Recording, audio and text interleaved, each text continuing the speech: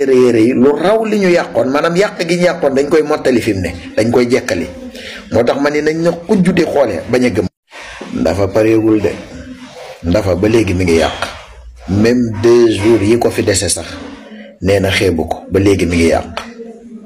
mi ngi signé ay décret rek di teg décret yoo xam ni tegoo ko fenn yow ko 2 jours dese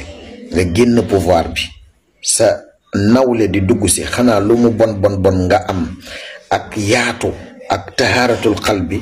dal di koy xajal bàyyi ko mu jël décret yooyu waaye déedéet nee na day yàq moo tax yàqal billaay 2 jours yi la fi dese lu la neex yàqal waaye man waa passé patriote yi sax laay wax patriote yi laay waxal nee leen xujju di xoole